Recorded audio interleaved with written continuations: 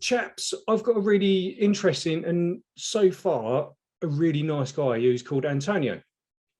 And Antonio, you've got one heck of a story. I'm just going to chuck it out there because above the whole video is going to say schizophrenia and mental health. But you live with schizophrenia, which is, after me stalking you on the internet and all this kind of stuff, I'm just like, you're not just the schizophrenic guy. Like you're changing how people view about schizophrenia.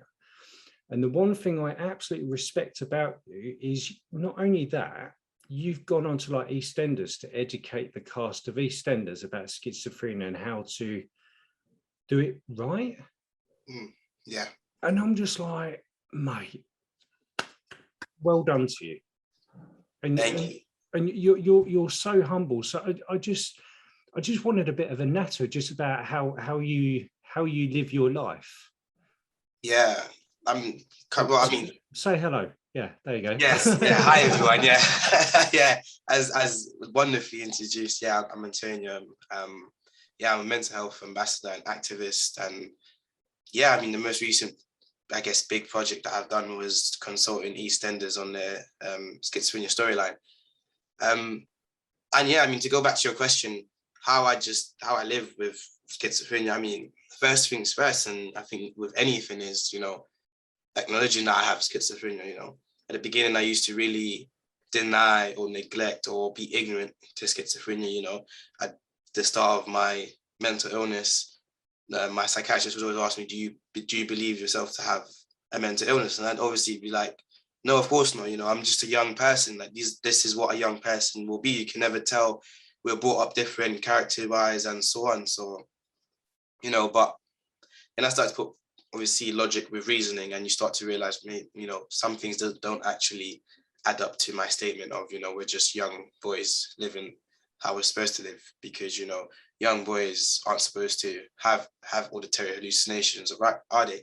And, they're not supposed to be thinking that everyone's out for them, or, that sort of reasoning to the statement. And yeah, I mean, to again echo that, I think first things first is acknowledging what's the condition that I have, I guess.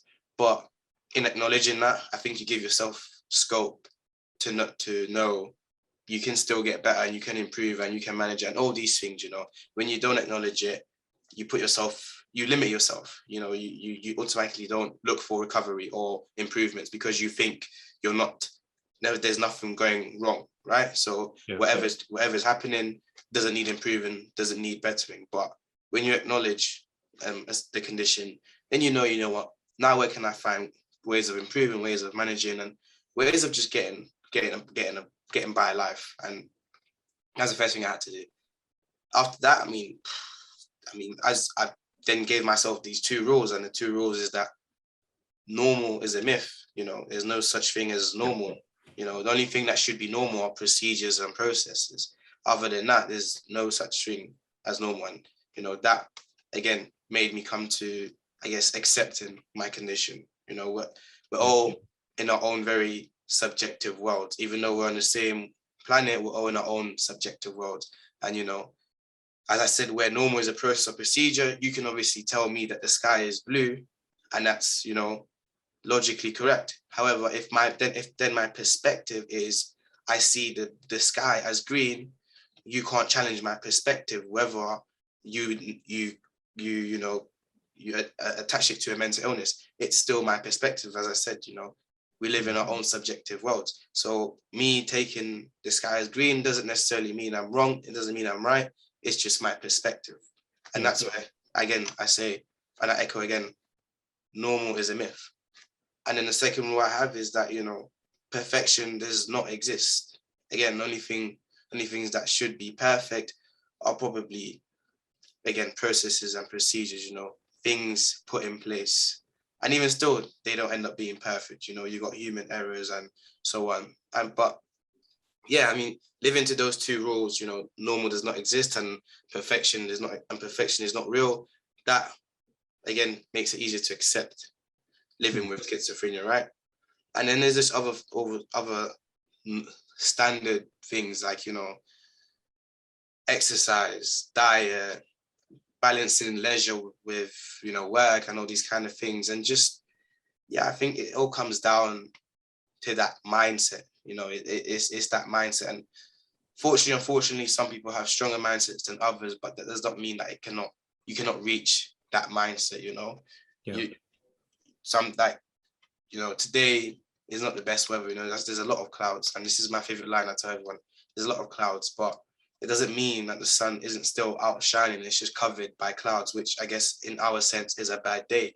But then you know that those clouds are still moving and they will pass, and maybe tomorrow the sun will come back out again, you know. You just gotta keep going, whatever day it is, whatever bad event you're going through, know that there's 24 hours in a day and you've got to level it out. So, you know, a bad hour isn't a bad morning. A bad morning isn't a bad day. A bad day isn't a bad week. A bad week isn't a bad month.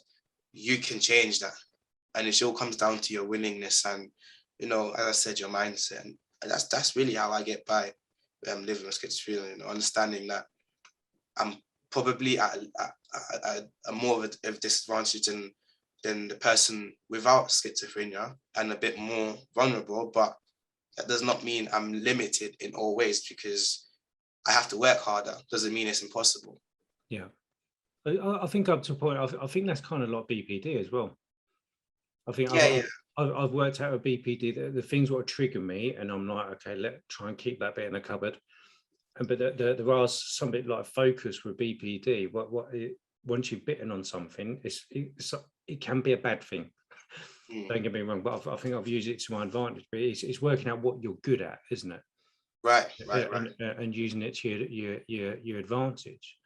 So it sounds like you've nailed it yourself up to a point. I know every day. I'm being quite arrogant. I know every day is different and all this kind of stuff and stuff like that. But how think about schizophrenia. So I'm just going to say how. I know we've spoken a few times, so hopefully you know my. Go on. Yeah. If you're in a room and you go, yeah, I've got a schizophrenia, there'll always be that one person probably grab their kids and pull them kind of closer. How do you deal with that? Because I know there's so many. I know a little bit about schizophrenia. I've said to you, but it's not as bad as people make out. Right. Yeah. The perspective of that. Am I just digging myself in a hole? No, you're completely right. I get what you're saying. Yeah. I mean, first things first, it depends what kind of room you're in. And if you're in a room of people who aren't then willing to hear you out, then my best option is just get out of that room, because that room is what's causing you a problem, not you in the room. Yeah. But I mean, as you said, if you've got that one person who's, you know, subtly trying to drag their friends or children away, then I think that's where the power of education and speech works or comes in, I guess. You know, a lot, and I've had it a lot of times as well, you know, where a lot of people do, I guess, act in that way or talk in that manner, that, you know, that their assumption of schizophrenia is, you know, a threat or violent. And, you know, it comes to the point where as soon as you stop opening your mouth, that's when you get the reaction, oh my God, like I never knew, and oh my God, and, you know, and wow, like I didn't know. And everything follows by either a lack of awareness in what they say in their reaction. You know, I didn't know this, and, you know, I always thought this and I expected this, and, you know, it's always that semantic of lack of awareness. And I think in that sense, it's, you know, having the willpower to educate. You know, it's the same, I think, with a lot of things, even stereotypes, far from mental illness and schizophrenia. You know, a lot of people settle down for the stereotypes that are given to us, or, you know, they just accept it and, you know, it is what it is, sort of thing. And I guess to a certain extent that's not a bad thing, but it also is to educate others, you know. So that person putting the child away, you know, gently just, you know, you've not understood the concepts of schizophrenia, right? We are very sort of against, and you know what, I take that back. I say I'm very against, because as I said, this is a very subjective experience. I'm very against harming others than I am about harming myself, right? Yeah. And yeah, my voices might say otherwise, that I need to harm others to gain that upper hand or whatever, but challenging that and, you know, challenging that voice, challenging what it's trying to tell you to do, to then have it take it out on you and tell you you need to harm yourself because you've just stopped yourself harming someone else. But that someone else doesn't appreciate that enough to know, but they add on to that stress by thinking you were going to harm them. It's not the best feeling, you know, but as I said, rather stand up to it than sit down and accept it. You know, it's almost like being patted on the head if you don't stand up and say something about it. I rather, and I'm not, you know, and when I'm standing up to say something about it, I'm not standing up and, you know, having a go at you like, oh, you know, no, it's not that. And this is why I said if they're willing to listen. You know, if someone's not willing to listen, they're not worth your time, to be honest. That's how I see it. No, I totally agree with you. I've walked out of a room before when somebody was giving me shit about stuff. I was like, oh, I heard this, I heard that. I was like, you heard wrong. But he was so focused on educating me about my own condition because he'd read it in a paper. I was like, are you going to talk to me about it? I was like, no, just walked out of the room. Right. And that's you know, if you think about it, that's how a lot of, again, taking it out of the world of mental illness, that's how a lot of phobias sometimes are even overcome, you know, when you're worried, oh no, that might do something to me, that animal, that insect or whatever might do something to you. And then someone goes and shows you or proves you, and they're really harmless.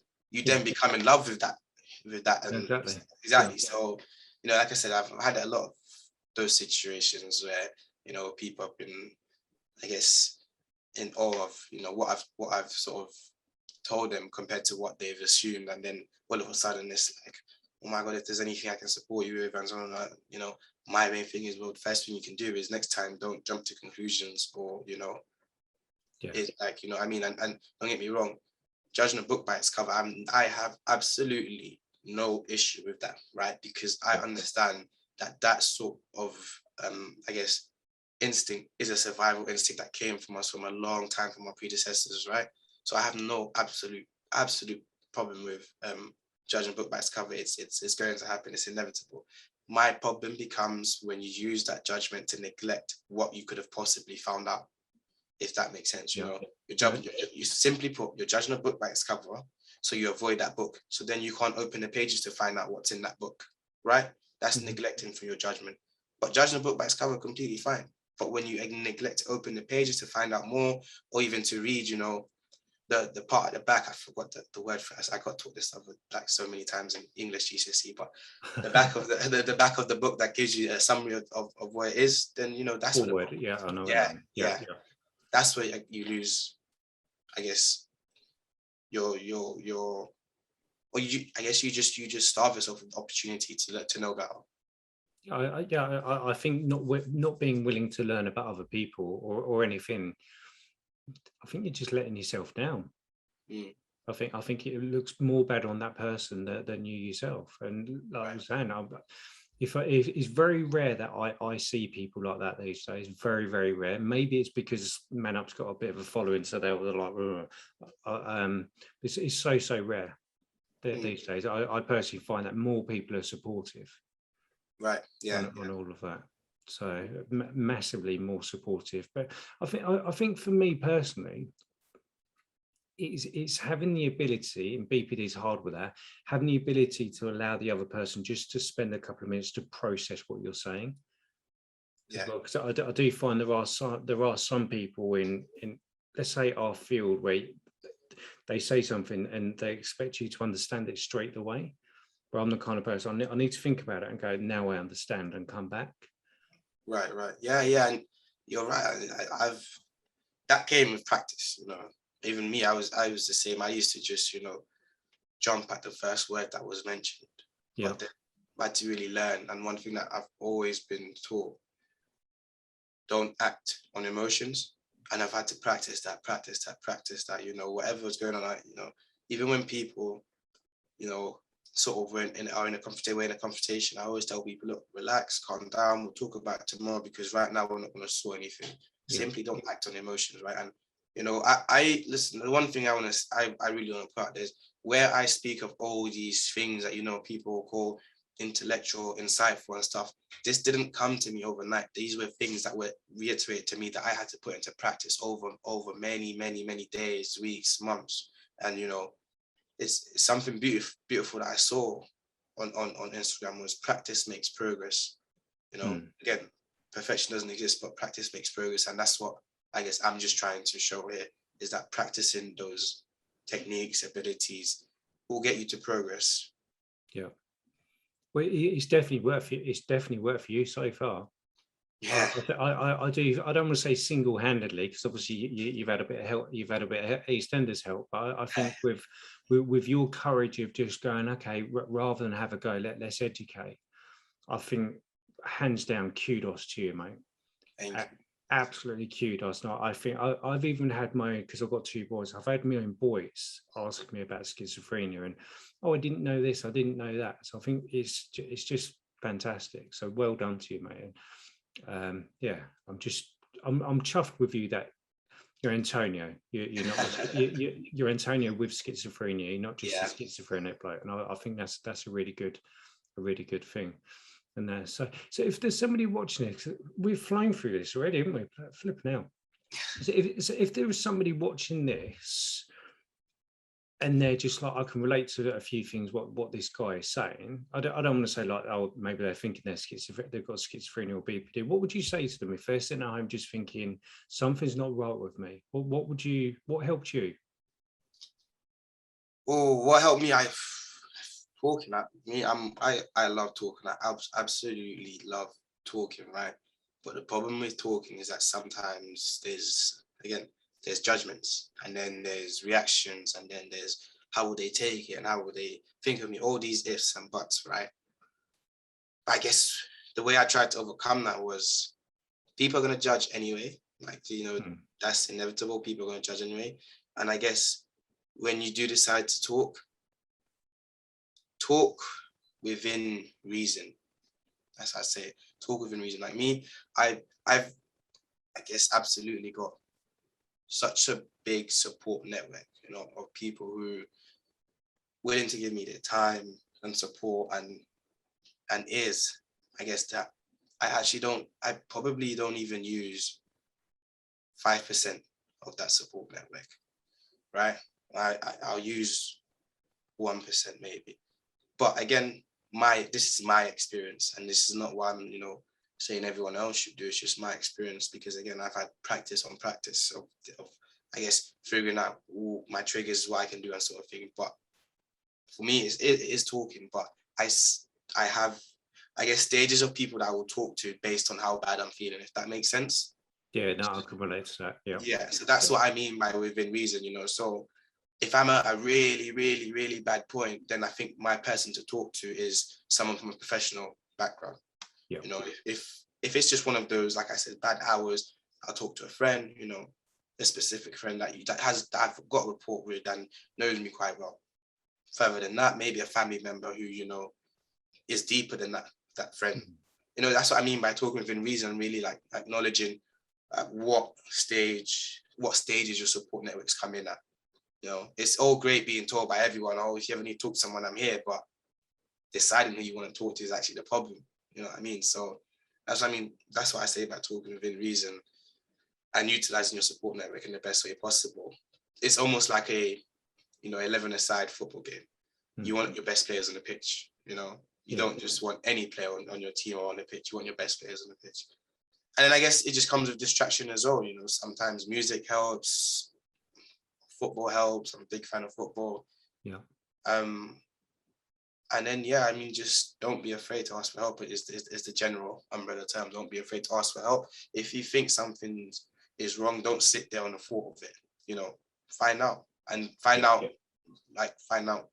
respectfully, like in a way you should, not just with filling yourself with your own answers. Yeah. No, yeah, I'd agree with that one. I've said this before, where it's just try and speak to somebody at the moment, even if you're just feeling naff, right? Just rather than let it build up. And I think, because I think I'm not scared to say it. I'm a mental health campaigner and all this stuff, but it's just, I think we can easily get in that dangerous ground where we build it up so much that's when relationship problems start, and all this, because they just won't talk to anybody. And stuff like that. So that's why I'm a massive fan of just speak to a mate down the pub if it really comes down to it. Yeah, Probably not in a pub actually. So well, it depends. It depends on the circumstance, doesn't it? it depends. Yeah, definitely. And I think one thing to remember is always that the goal isn't to get rid of negative feelings, emotions. It's to be able to manage them and deal with them. You know, that's the main thing. So don't think that, you know, because you're not getting rid of your negative feelings or emotions, like, oh, it's all over. It's not about getting rid of those negative emotions or feelings. Some of those, I mean, well, negative emotions and feelings are part of life and a part of who you are. It's just being able to manage them and deal with them in a healthy way. Yeah, I'd agree with you, mate. That was a good call. And that, so I'm going to hit the old unrecorded thingy, if that's all right.